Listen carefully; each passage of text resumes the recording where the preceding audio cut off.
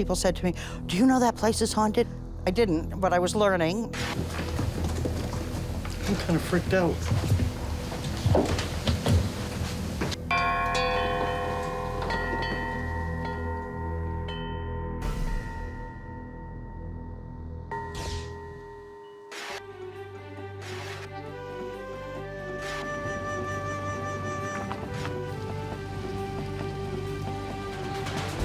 About 3 years ago, I was looking to purchase a B&B.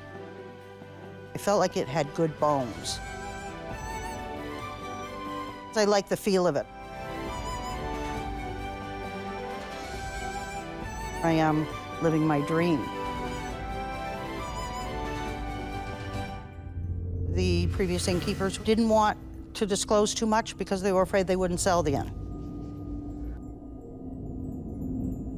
When people come and stay at me and they find out that there's been a murder there, they'll say, "Oh my gosh, how do you do it? How do you stay here all by yourself?"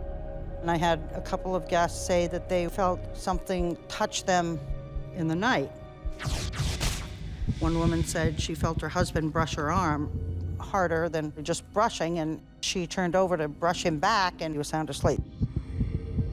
I had another couple, and they called me and said their closet door was locked in their guest room. And I said to them, "I don't think it locks."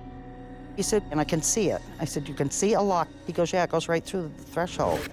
So I put my robe on, got my tool bucket, went up to the guest room. So we tried to get it open, couldn't get it open. So I said, "Why don't we just take the hinges off?" So we pulled the door off, and as we went to pull the door off, he stood there and he shook it like somebody had a hold of him. And she's screaming, and I'm screaming. We put the door aside, and they left at 2 o'clock in the morning. They were just scared to death. So it was after that that I thought, I wonder if I should have somebody come and investigate here. I didn't know anything about the inn. I just knew it was in Booth Bay. So when we arrived and met Diane for the first time, she was taken aback because there was a tea set that was sitting right there. And she just looked at it and she said, "Oh my God, the lid is up." The silver service didn't get touched until I polished it. As they came in the door, I happened to look over it. And I said, "This is really weird, but I don't know why I even looked at this or gave it any attention, but the top of that is up. It shouldn't be. This is a little too strange." You definitely could feel something pretty strong in there. And she said to me, "Do you think the spirits are going to come out?" And I said, "They're already here."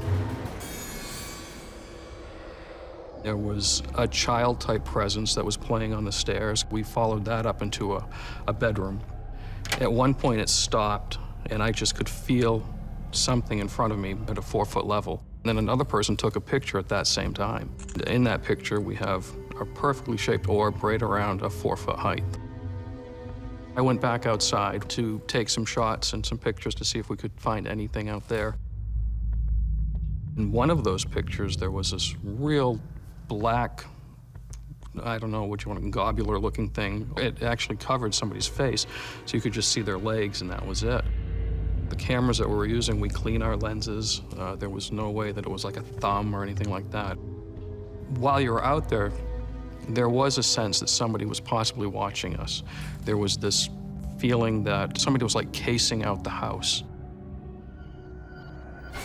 People said, "Do you know that somebody was murdered there?" And so I looked into the history a little more deeply and found that there was a Mr. Keniston murdered there in 1888. So the story that I found was Llewellyn Quimby, who was 19 years old, came to the inn. He had worked there. It is said that he came to rob Mr. Keniston. They found burnt matches throughout the house where he had wandered around because there wasn't any electricity. He came into the room where Mr. and Mrs. Keniston were sleeping, and evidently Mrs. Keniston heard him and woke her husband. Then Mr. Keniston started struggling with Llewellyn. They struggled out to the living room and by Llewellyn and shot at. The reports were the stabs were what killed him down through the shoulder because the bullets never hit him. I was drawn to a room very strongly. Not sure why, but something was just pulling me to this room.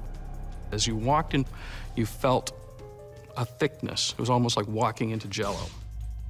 And I started to get a slight headache. I was feeling a little dizzy, pressure in the ears, almost like you're going underwater. So I walked out of the room into the living room, which used to be the kitchen at that time. Something was just too much. It wasn't normal. My ear started to burn, my right ear, and then just a sharp, sharp pain came right down through the shoulder and down into the armpit area. It was numbing, it was just extremely painful, and it was scaring me. I had never experienced anything that strong before, and that's when I knew something was reaching out. That was the first interaction with Mr. Keniston.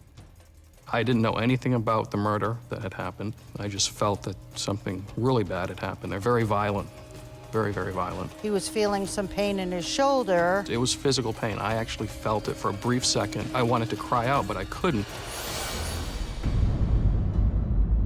When the picture was brought to me, it was just kind of eye-opening. It was, you know, a solid body. The arm is missing, and then the hand is solid. Almost as if Mr. Keniston may have laid himself over me, and he was showing what happened. I mean, it was such a violent act. That energy stays there. It's not going to go away. It was as if Mr. Keniston was reenacting what happened. And I think that picture is actually showing, you know, what he may have looked like when they found him. He was beaten, he was stabbed.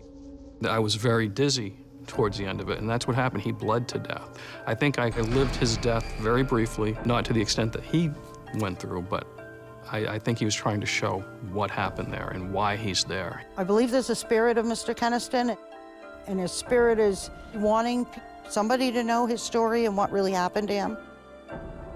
I believe he wants to be there, and if he wants to leave, maybe someday he will. Diane might be sad if he does leave, but I think he enjoys being there and being her guardian. I think he follows her wherever she goes. What the heck is that?